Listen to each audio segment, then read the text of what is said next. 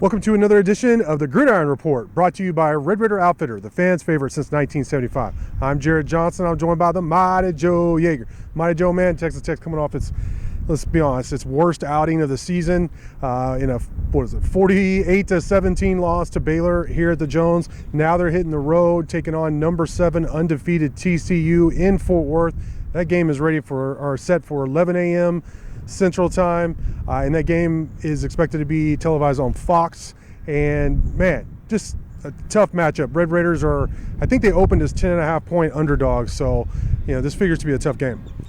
Yeah, no doubt about it. TCU, they're undefeated and they're ranked number 7 for very good reasons. Yeah. They're a legitimately good football team. Offensively, they're just about as good as it gets in college football. Yep. Extremely physical on offense, extremely fast on defense. Yeah. And of course, they got probably the best quarterback, best running back, and best wide receiver in the Big 12. Yeah, the combo. Yeah, and individually as well, I would say. Yeah, okay. I mean, look, Duggan right now, I think yeah. has got to be a Heisman. To me, he's the Big 12 MVP if I was voting right now. Yeah. Got to be creeping into the Heisman conversation a little bit here. Kendre Miller is 800 and something rushing yards on the year, and is just tearing it up as a powerful back.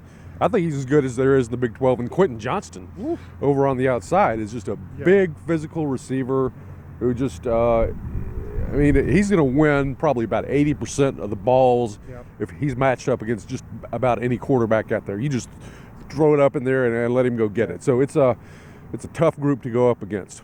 I think Duggan brought everything together. And what's funny is that he wasn't the opening day starter. Opening day starter got hurt, and they put him in, and I was kind of like, oh, I'd rather them. I think it was Morris, Chad Morris's son, is actually was the opening day starter. Sure. I think I'd rather face the guy who isn't this big, fast, running, danger or problem. Because Duggan is about as physical of a running quarterback as you're going to see in the Big 12, but he's fast too. And I think with guys like, it's not just Johnston, but guys like Johnston who he could just throw up and they throw the ball up there and go get, makes him really tough. And then experienced offensive line, like you said, Kendre Miller, he's really good. So what can Tech do to help slow down that offense?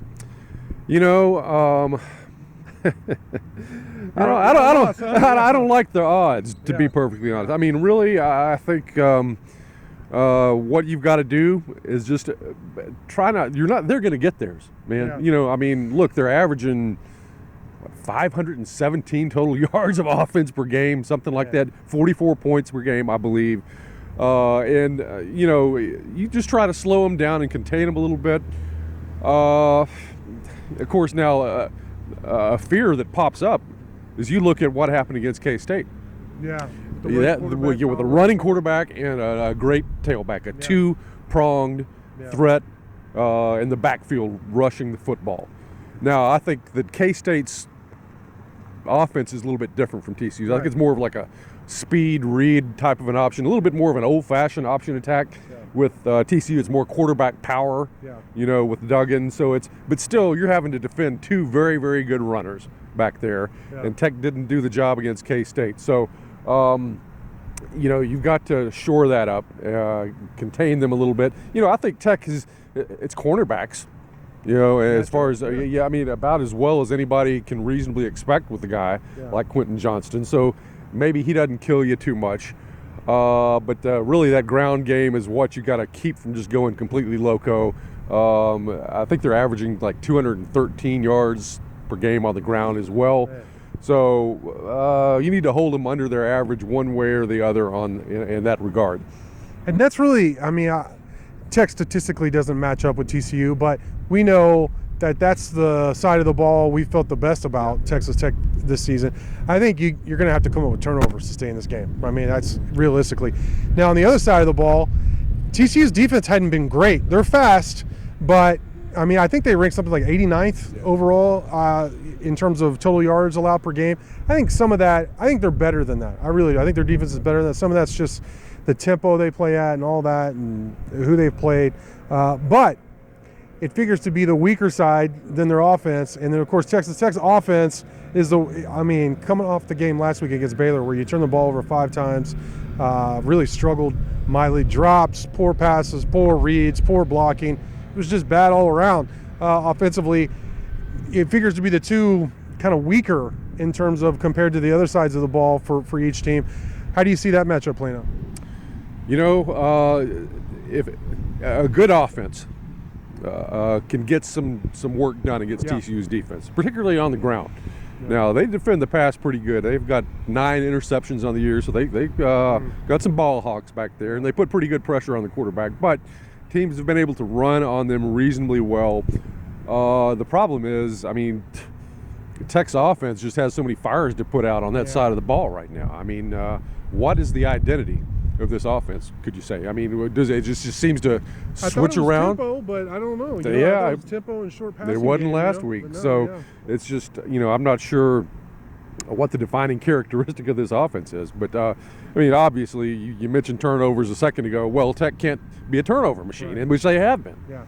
And it really hasn't mattered which quarterback has been behind center. Yeah. It's been a problem. So, I mean, job one is, you've got to square that away. You can't give TCU's offense extra opportunities by turning over the ball. You know, I mean, you cannot do it. So that you got to handle that right there to have any sort of a shot.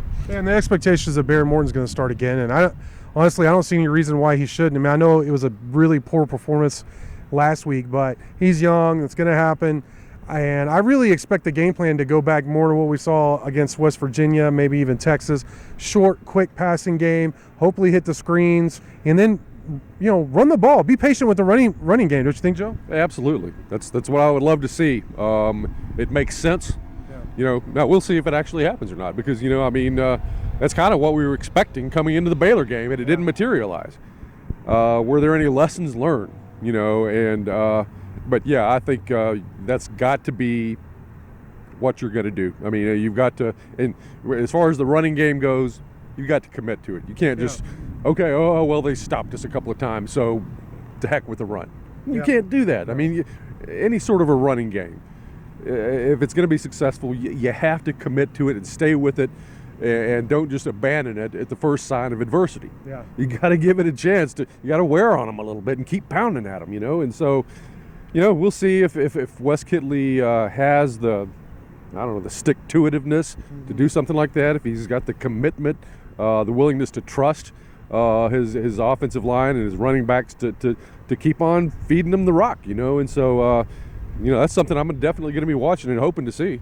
My hunch is that Texas Tech's going to play much better this week than they did against Baylor. They better, you know. Yeah. But I don't know if it's going to actually materialize into a win and a victory. And playing TCU there sounds like a tough deal right now. But I think it might be a good game. We'll have to see how it plays out. But 11 a.m. Central Time, Saturday. Game will be televised on Fox. Texas Tech at undefeated TCU. Mighty Joe, great stuff from you as always. Well, thank you. Thank you all for watching, and until next time.